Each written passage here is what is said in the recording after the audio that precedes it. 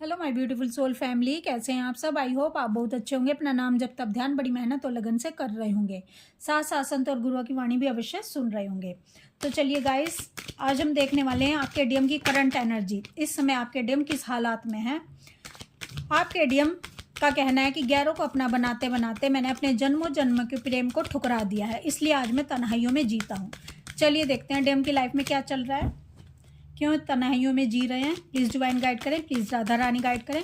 Guys, अगर आप मुझसे पर्सनल गाइडेंस या रीडिंग चाहते हैं, आप जानना चाहते हैं कि आप ट्विन फ्लेम जर्नी पर कहाँ स्टक हैं, क्यों आगे नहीं बढ़ पा रहे हैं, आखिर आपके डीएम की लाइफ में चल क्या रहा है, क्यों आपके डीएम आपसे कॉन्टैक्ट नहीं कर रहे हैं, और आपके डीएम की करंट एनर्जी इस समय क्या है, या मुझसे टैरो रीडिंग लेना चाहते हैं, तो आप मुझे 9520642716 नंबर पर व्हाट्सएप मैसेज कर सकते हैं और अपने क्वेश्चन के आंसर गाइडेंस के साथ मुझसे ले सकते हैं। तो चलिए देखते हैं गाइस।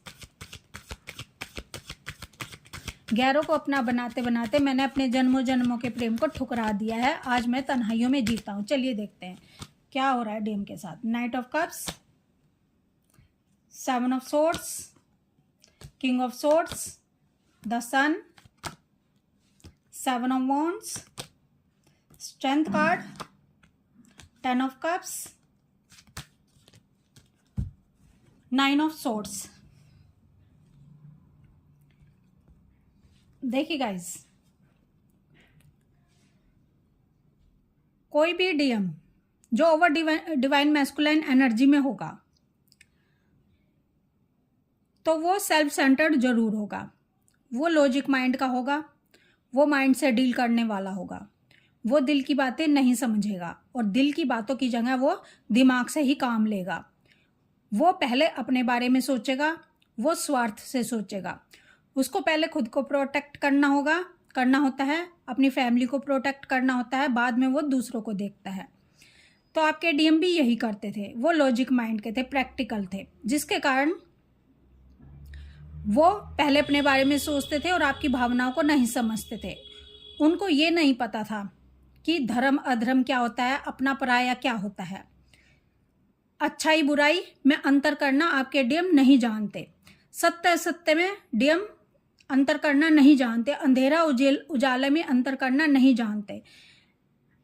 तो क्योंकि डीएम दिमाग से डील करने वाले हैं, इनको हमेशा फायदा नुकसान देखना होता है, और जो इंसान फायदा नुकसान देखता है वो जस्टिस कभी भी नहीं कर सकता। इसके अपोजिट जो हमारी डीएफ होती है, वो फायदा नुकसान ना देखकर अपना हमेशा सही गलत देखती आई है बचपन से। जब डीएफ सही गलत देखती है तो उसकी लाइफ में कितनी भी परेशानियां आए, कितने भी दुख संकट आए, हमेशा वो सत्य का रास्ता ही अपनाती है, क्योंकि जो सही गलत देखेगा वो सत्य की राह पर जरूर चलेगा। और सत्य की राह पर चलने वाले इंसान की लाइफ में परेशानियां ना आए, दुख ना आए, दिक्कतें ना आए, ऐसा तो हो ही नहीं सकता, क्योंकि सत्य की राह बड़ी कठिन राह होती है। सत्य की राह पर हर कोई नहीं चल सकता है। तो डीएफ दिल से ऑपरेट करती थी, डीएफ दिमाग से डील नहीं करती थी। तो डीएफ दिमाग का भी काम दिल से लेती थी, यानी दोनों अपोजिट एनर्जी में थे।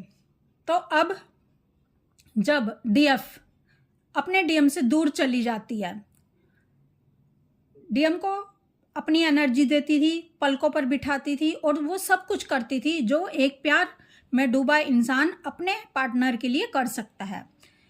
तो डीएम को ये समझ नहीं आती थी कि ये डीएफ की एनर्जी है, ये थर्ड पार्टी कार्मिक्स की एनर्जी है, या मैं इतना खुश क्यों रहता हूँ, मेरे पास इतनी अबंडेंस क्यों है, मेरे पास इतनी पावर क्यों है। डीएम को ये समझ नहीं आती थी, क्योंकि थर्ड पार्टी कार्मिक्स और डीएफ सबके बीच में खिचड़ी सी पकी हुई थी, जिसके कारण डीएम को लगता था कि ये जो मेरी डीएफ है इसको तो मैं फॉर ग्रांटेड लूँगा, क्योंकि सबसे पहले मेरा कर्तव्य मेरे प्रति है और मेरी फैमिली के प्रति है। तो डीएम अपने डीएफ के साथ अन्याय करते थे, इनको टाइम नहीं देते थे, इनके साथ जस्टिस नहीं करते थे, इक्वल गिव एंड टेक नहीं करते थे, बस इनका यूज़ करते थे, इनका इस्तेमाल करते थे, और जब मर्जी आई जब आ गए, जब मर्जी आई चले गए एनर्जी लेकर।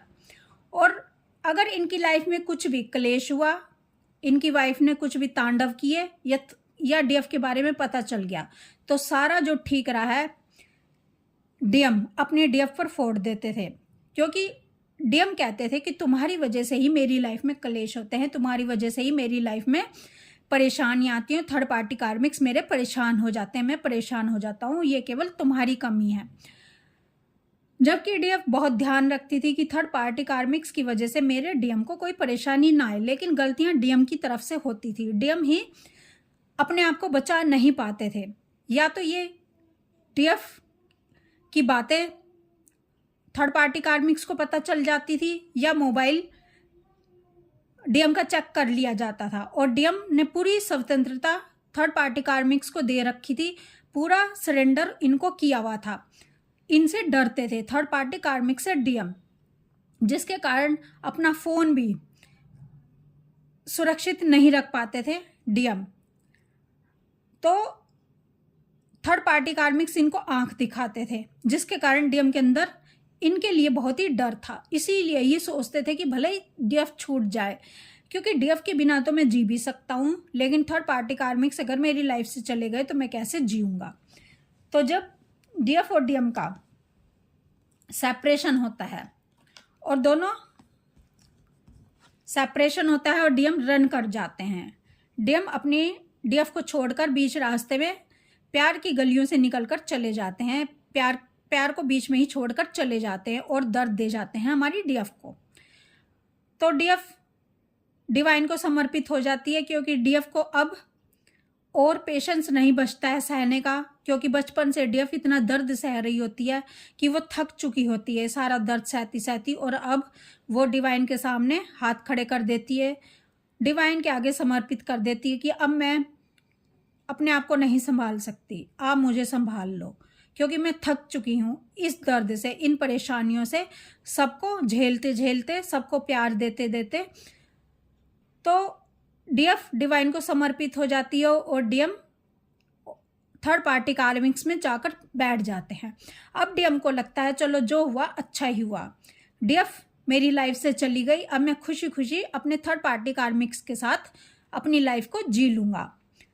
लेकिन जब डीएम को डीएफ की एनर्जी नहीं मिलती और वो एनर्जी जो इनके पास थी वो ख़त्म हो जाती है, डीएम लो एनर्जी में चले जाते हैं।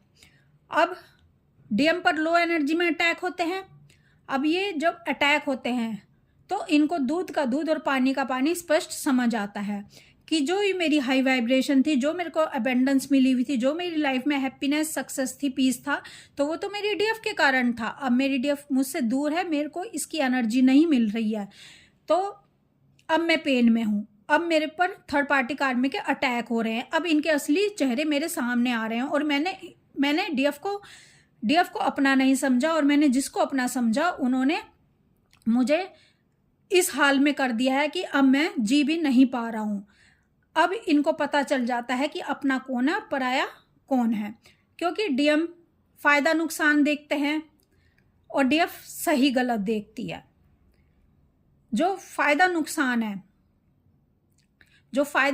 वो सेल्फ सेंटर्ड बनाता है, इंसान को स्वार्थी बनाता है, जो कि डीएम लॉजिक माइंड के होते हैं, इसीलिए ये पहले अपना फ़ायदा नुकसान देते हैं। जबकि इसके अपोजिट डीएफ सही गलत देखती है। डीएफ के अंदर प्रेम होता है, ममता होती है, करुणा होती है, दया होती है, धर्म होता है, सेवा होती है। तो इसलिए डीएफ बहुत ही हाई वाइब्रेशन में होती है और डिवाइन को बहुत जल्दी से प्राप्त कर लेती है, बहुत जल्दी डिवाइन को समर्पित भी हो जाती है। इतना सोचती समझती नहीं है। जब डीएफ थक जाती है, जब डीएफ अपने आप को असहाय समझती है, तो डीएफ अपने डिवाइन को समर्पित हो जाती है। डीएफ को जल्दी ही चीज़ें समझ आ जाती हैं। जब डीएफ को जल्दी चीज़ें समझ आ जाती हैं और डीएफ के सामने इस जर्नी को ला दिया जाता है, डीएफ को पता चल जाता है कि मैं एक ट्विन फ्लेम जर्नी का हिस्सा हूँ, तो डीएफ बहुत जल्दी अपनी ग्रोथ करना शुरू कर देती है और डीएफ को सब समझ आ जाता है कि आखिर उसके डीएम उससे दूर क्यों भागते थे, क्यों इतने लॉजिक माइंड के हैं। तो गाइज, आपने हमारी सोसाइटी में, हमारे समाज में, हमारे देश में भी देख रहे होंगे आप कि किस तरह से जो एक स्त्री है, बॉडी तो उसकी स्त्री की है, लेकिन अंदर से वो मैस्कुलाइन एनर्जी में है। होड़ लगी हुई है दुनिया में एक मशीनीकरण की। हर इंसान ज़्यादा से ज़्यादा पैसा चाहता है, एक दूसरे से ज़्यादा आगे बढ़ना चाहता है। किसी को भी फुर्सत नहीं है अपने अंदर इन गुणों को डेवलप करने की, प्रेम, करुणा, दया, ममता, धर्म, सेवा, ये भाव निकलते जा रहे हैं इंसानों में से, चाहे वो स्त्री हो चाहे वो पुरुष हो।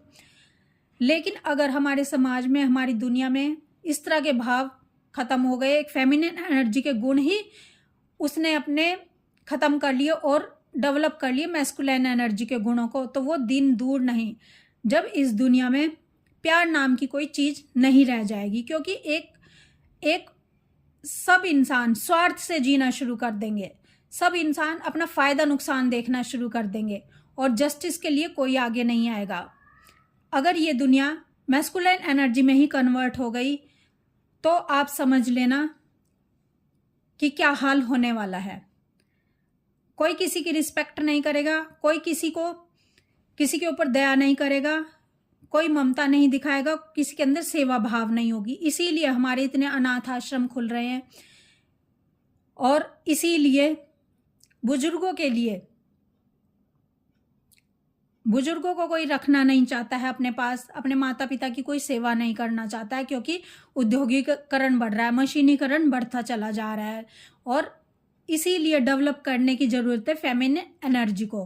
काम सब करने हैं, पैसा भी कमाना है, लेकिन अपने जो असली गुण हैं जिससे डिवाइन की प्राप्ति होती है, इन गुणों को बचा कर रखना है, इन गुणों को अपने अंदर डेवलप करने की बहुत ही ज़रूरत है, क्योंकि इसी से हम ईश्वर की प्राप्ति कर सकते हैं।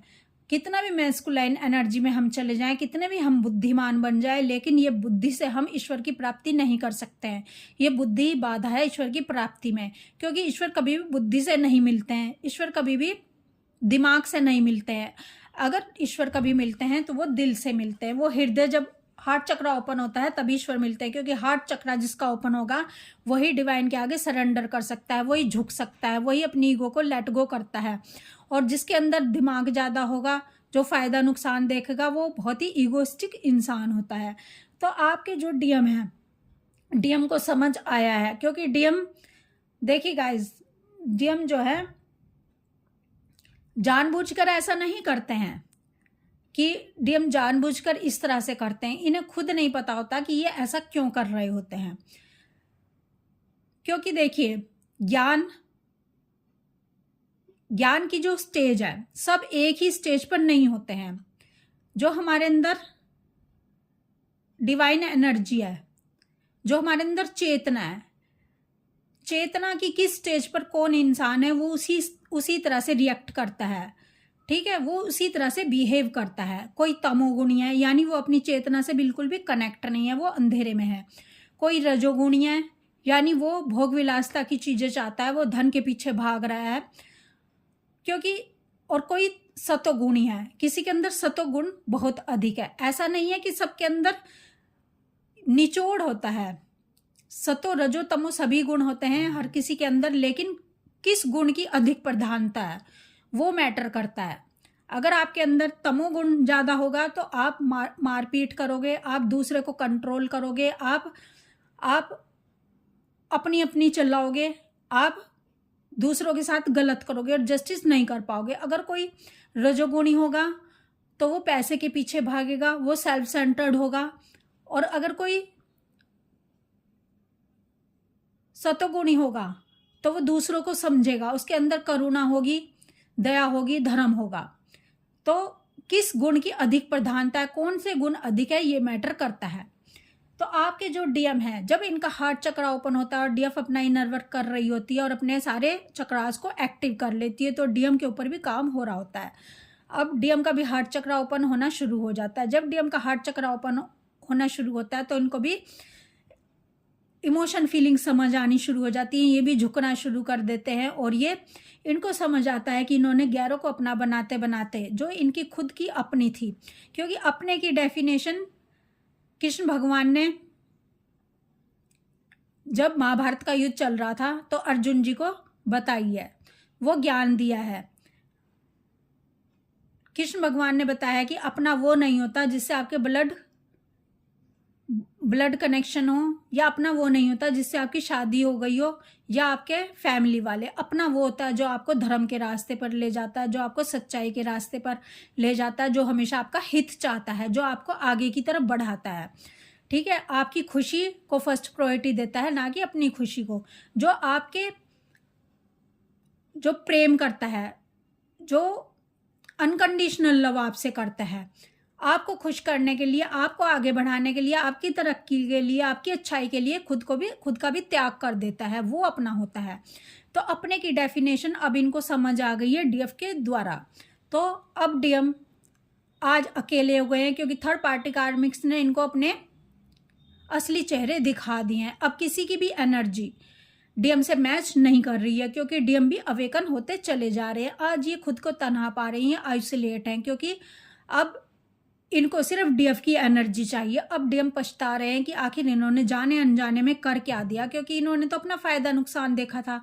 ये तो अपना फ़ायदा नुकसान देकर, अपनों का फ़ायदा नुकसान देखकर डीएफ को छोड़ कर आए थे। तो अब डीएम को समझ आया कि इनकी अपनी तो इनकी डीएफ थी, जो हमेशा इनको धर्म के रास्ते पर लेकर जाना चाहती थी, जो इनको इतना समझाने की कोशिश कर रही थी, लेकिन ये डीएफ की बात को नहीं समझ सके थे।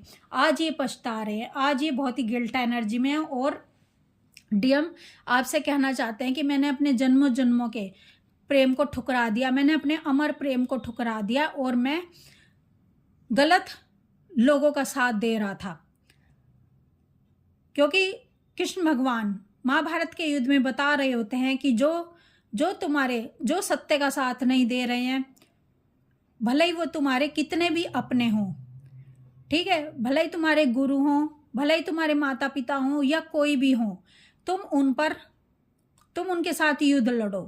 तुम उनको ये मत देखो कि मेरे अपने हैं, तुम ये देखो कि धर्म किधर है, सत्य किधर है, तुम उसका साथ दो। भले ही तुम्हें अपनों के सामने ही क्यों ना खड़े होना पड़ जाए, लेकिन तुम धर्म का साथ मत छोड़ना, तुम सत्य का साथ मत छोड़ना, क्योंकि जो सत्य है वो भगवान ही होते हैं।